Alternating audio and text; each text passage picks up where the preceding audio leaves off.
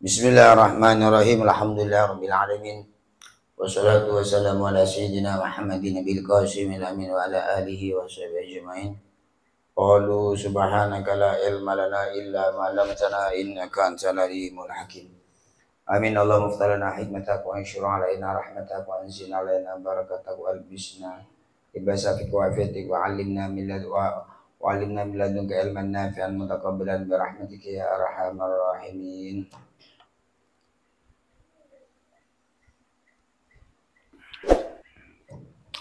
Bismillahirrahmanirrahim. Qala al-Imam Abi Lais Nasir bin qala al-Mu'allif al-Imam Abi Lais Nasir bin Muhammad bin Ahmad bin Ibrahim al-Faqih as-Samarqandi rahimallahu ta'ala wa nafa'ana wal muslimin wa amadana bi madadihi wa anwarihi wa asrarihi fid dharain amin. Bismillahirrahmanirrahim. Qala al-Faqih rahimallahu ta'ala, berkata seorang yang ahli faqih, maksudnya Al-Imam Abi Lais Nasir bin Muhammad ini, apa kata beliau? Man arada yanju min adabil qabri fa'alaihi aylazimas arba'ata asya'a wa yajtanibu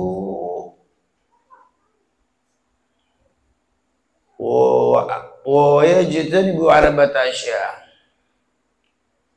Man arada, barang siapa, man arada ayan jua, barang siapa yang berkeinginan selamat min adabil qabri, dari siksa kubur. Karena di kubur tersebut ada siksa kubur, di kuburan juga ada nikmat-nikmat kubur. Bisa kita mati di kuburan, itu ada dua perkara yang akan terjadi pada diri manusia.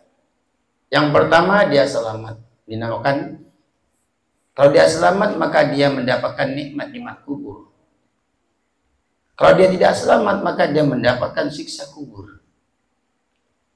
Maka di sini ada resep dari beliau imam besar, yaitu Abi Lais Nasir bin Muhammad bin Ahmad. Beliau berkata, man arada ayanju min adabil qabri, barang siapa yang berkeinginan selamat min adabil qabri, dari siksa kubur, fa'alaihi ayyulazim arba'ata asya'a, maka dia harus menetapi 4 perkara. Maka dia harus ngelakonin 4 perkara, maka dia harus menjaga 4 perkara. Juga wa yajtaniba arba'ata asya'a wa ayajtaniba, maksudnya wa yajtaniba, dan menjauhi orang tersebut arba'ata asya'a, menjauhi 4 perkara juga.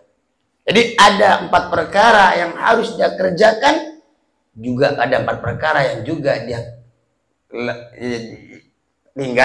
tinggalkan. Apa saja yang 4 perkara yang harus dikerjakan? Fa ammal arba'atul lati yulazimuha, adapun 4 perkara yang harus dikerjakan, harus dijaga apa? Fa muhafadhatus shalawati, maka pertama dia harus menjaga sholat. Duhur, asar, maghrib, isya, subuh. Jadi sholat, yaitu salah satunya bisa selamat dari siksa kubur. Sholat bukan saja pahala ataupun ketenangan, tapi sholat yaitu hubungan terdekat kita kepada Allah Subhanahu wa Ta'ala. Sholat yaitu salah satu mendatangkan rezeki dari Allah Subhanahu wa Ta'ala, ketenangan, kedamaian dari dunia sampai ke akhirat. Ini yang harus dijaga. Yang pertama, fa muhafadhatus shalawati, yang pertama harus menjaga sholat. Apabila seorang sudah tidak menjaga sholat, jangankan dia untuk tenang, sulit, nggak bisa dia tenang. Karena dalam Islam, setelah persaksian seorang hamba itu bersyahadat, yaitu yang istilah itu yaitu menegakkan sholat. Kan rukun Islam. Setelah syahadat apa? Sholat. Jadi kalau seseorang, baik laki-laki, baik ataupun perempuan, dia sudah tidak menjaga sholat, jangan harap dia akan tenang, damai dunia, lebih-lebih di alam kubur nanti. Ini resep untuk kita selamat dari siksa kubur. Di saat di kubur selamat, berarti dia harapan besar 90% dia nanti akan selamat juga di hari kiamat. Dia 90% dia selamat nanti di akhiratnya Allah Subhanahu wa taala. Semoga kita semuanya bisa menjaga sholat. Lebih-lebih duhur, asar, maghrib, isya, subuh, yaitu syukur-syukur kalau kita bisa melakukan ba'diyah, qabliyah, ba'diyah, witir, dan lain sebagainya. Duha, tahajud, itu salah satu yang luar biasa. Orang kalau udah sholat udah keren itu.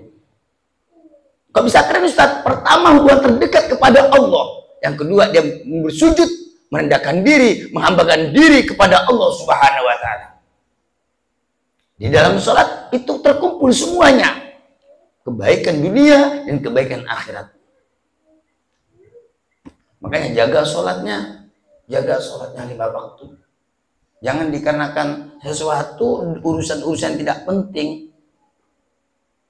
Dan juga kalau dibandingkan sholat, tidak ada urusan yang lebih penting daripada sholat. Sholat itu nomor 1, jaga sholatnya. Kalau kalian ingin dijaga oleh Allah, pertama harus jaga sholat. Di saat Allah menjaga kalian, jangankan kalian mati, sebelum mati oleh Allah akan dijaga sampean. Sampean dijaga, istri sampean dijaga, suami sampean, anak keturunan sampean, bahkan rezeki sampean dijaga oleh Allah zahir batin. Tapi sebaliknya, kalau sholatnya tidak dijaga, walaupun kalau toh sampai ada rezeki, tidak akan pernah barokah. Di saat tidak barokah, bukan membuat kita dekat kepada Allah, tapi membuat kita jauh kepada Allah Subhanahu wa taala. Naudzubillah. Jadi yang pertama yaitu menjaga sholat. Nomor 2, wassadaqah, yaitu sedekah. Sedekah bukan hanya saja pahala, ataupun sedekah bukan hanya saja pasti diganti oleh Allah, tapi sedekah juga bisa menyelamatkan diri kita nanti di alam kubur. Umpama saya sedekah rokok, nanti pahala rokoknya datang. Kalau Said umpama sedekah timun kan anak pondok untuk rebus, maka nanti di saat Said mati, maka pahala timunnya datang. Timun datang.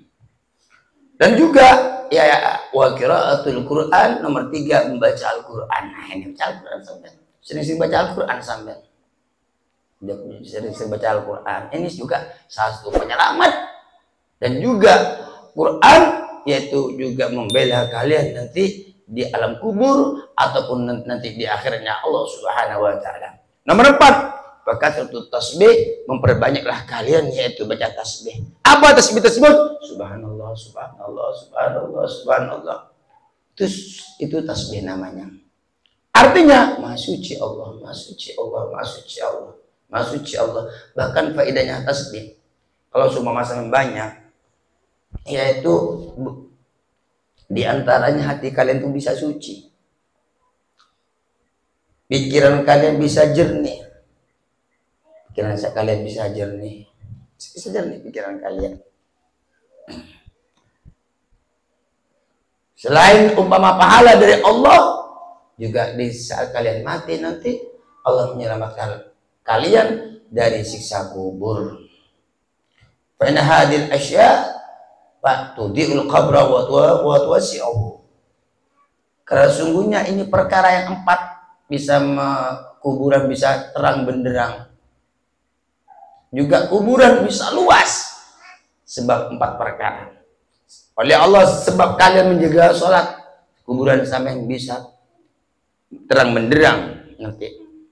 Tapi sebaliknya kalau tidak sholat berarti gelap gulita. Sebab kalian itu sedekah, sebab kalian itu baca Quran, sebab sampean itu membanyak tasbih, memperbanyak tasbih, maka kuburan sampean terang benderang bahkan jadi luas. Allah, 4 perkara dijaga oleh sampean. Ini yang harus dijaga. Karena kan tadi barang siapa yang ingin selamat dari siksa kubur, maka dia harus menjaga ayyulazima arba'ata asya', harus menjaga 4 perkara. Harus melazimkan, menetapkan, mengistiqomahkan 4 perkara dan menjauhi juga 4 perkara. Terus yang 4 perkara yang dijauhkan apa? Ini wa amman arba'atul lati yajtanibuha, yang harus dijauhkan 4 perkara. 1 apa? Fal kadzibu, itu dusta. Dusta. Ngomong kendek, labus, itu penyebab dari sampean masuk. Yaitu penyebab rezeki sampean terhimpit oleh Allah. Pikiran sampean, hati sampean juga apa? Dikarenakan sampean membohong, nanti Allah masukkan di nerakanya Allah Subhanahu wa taala. Di saat kalian itu mati nanti, maka Allah akan menunggu untuk sampai menyiksa, disiksa di kubur.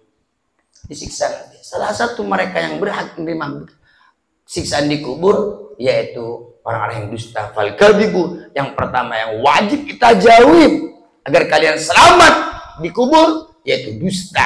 Dusta kepada Allah, dusta kepada istri sampean, dusta kepada suami sampean, anak sampean, santri sampean, konco-konco sampean, teman sampean, sahabat sampean, makhluknya Allah.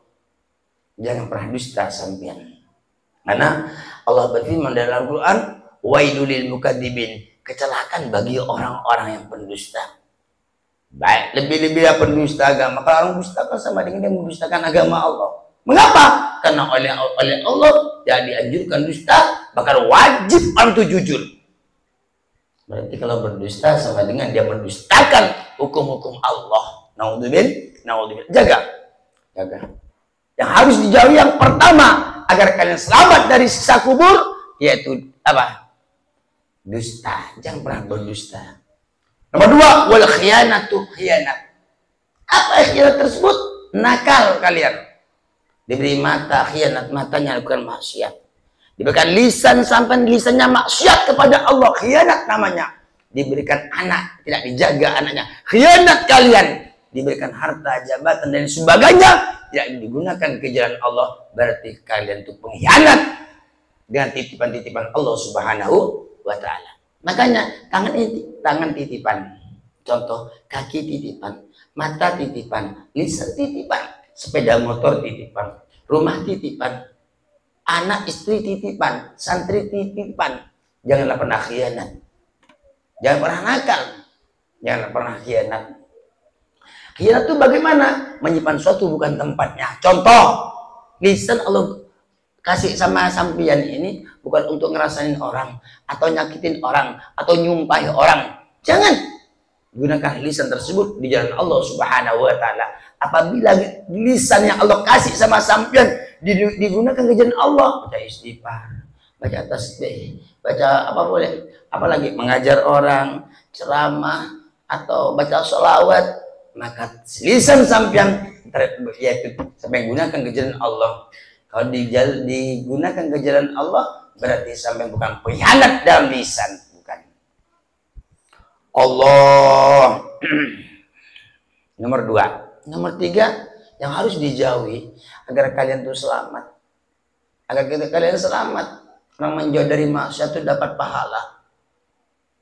Orang menjauh dari maksiat itu dapat pahala, nah. Contoh umpama Said mau ketemu dengan Isa, nasib tiba-tiba Said tidak jadi. Maaf Isa, saya tidak jadi. Berarti dia sudah menjauhi maksiat. Itu dapat pahala dari Allah Subhanahu wa taala. Di mana letaknya? Karena dia menghindari perkara-perkara yang dilarang oleh Allah, sekaligus dia menjaga hawa nafsunya. Itu dapat pahala. Nomor 3, apabila ingin selamat di kubur, wan namimatu, dan adu domba. Jangan suka sampai kalian tuh adu domba. Di antara satu sedang lain itu merusak. Itu namanya adu domba. Kan ada adu domba itu ada lil islah. Nomor 2 lil fasad. Ada memindah kalimat di antara satu sama yang lain itu lil islah. Artinya biar baik di antara hubungan A dengan B. Itu tidak masalah. Kalau lil ifsad, untuk merusak, nah itu yang bahaya. B sekalian sampai bilang sama A, B itu tidak, katanya gini-gini sama kamu. Setelah sampai ke B, kata si A kamu gini, mengatakan perkara yang tidak ada. Tujuannya merusak, itu dosa. Jadi wan namimatu nomor 2 adu domba. Biar rusak antara golongan satu ke satunya. Tetangga sama tetangganya, kawan sama kawannya, biar rusak. itu namanya adu domba. Jagalah lisan kita gunakan berzikir kepada Allah. Yang pernah sia-siakan titipan-titipan dari Allah, agar nanti kalian tidak menjerit di dalam kubur, bertemu Tuhannya, bertemu malaikatnya Allah Subhanahu wa taala. Dan yang terakhir, wal bauluh, dan kencing. Gimana kencing, Ustaz? Kencing yang belum tuntas sampai udah berhenti, sehingga najisnya kemana-mana. Itu juga penyebab disiksa kubur. Jadi salah satu penyebab orang disiksa oleh Allah di kubur, bahkan salah satu penyebab masuk ke neraka, mereka belum tuntas kencingnya udah dicabut, sehingga apanya, najisnya kemana-mana. Sehingga najisnya kemana-mana. Bisa najisnya kemana-mana, kalian bawa sholat, bawa sampai gini-gini, bahkan nyentuh istrinya, dan lain sebagainya. Jaga, jangan berdiri kalau kalian tuh kencing, kecuali sampai itu tuntas. Allah, makanya sebelahnya kanjeng Nabi Muhammad SAW, tanazzahu anil bauli fa inna ammata adabil qabri minhu. Tuntaskanlah kalian kalau kalian itu kencing, karena sungguhnya pada umumnya sisa kubur terdiri atau penyebabnya di antaranya kencing. Maksudnya kencingnya belum selesai, sudah bangun sampai tuntaskanlah. Kalau menurut hukum fikih, kalau seorang laki-laki begini, atau ditarik, batang-batangnya ditarik, kalau dia seorang perempuan, perutnya dipicit sampai itu kalau perempuan. Biar untuk apa fungsinya? Selain dapat pahala, juga biar tuntas kencing kita. Jadi 4 perkara yang harus kalian kerjakan, jaga betul-betul. Juga 4 perkara yang wajib kalian jauhi. Apabila 4 perkara dijaga, 4 perkara dijauhi, kalian akan selamat. Tenang dunia, bersih dunia, pikiran kalian, dan hati kalian tenang, selamat, sukses dari dunia sampai akhirat. Amin Allahumma. Apabila di akhirat selamat, berarti di kuburnya dia selamat. Apabila dia dikubur selamat, itu kode akhirat artinya. Makanya pertama, tempat setelah dunia, yaitu salah satu penentuannya, gambaran daripada akhirat, dikubur. Kalau dikubur selamat, insya Allah 95% dia selamat di akhirat. Tapi kalau udah dikubur, udah disiksa, 95% nanti di akhirat juga dia celaka. Naudzubillah. Semoga kita oleh Allah bisa mengamalkan 4 perkara, menjaga 4 perkara, dan juga menjauhi 4 perkara. Amin Allahumma amin. Allahu a'lam bishawab.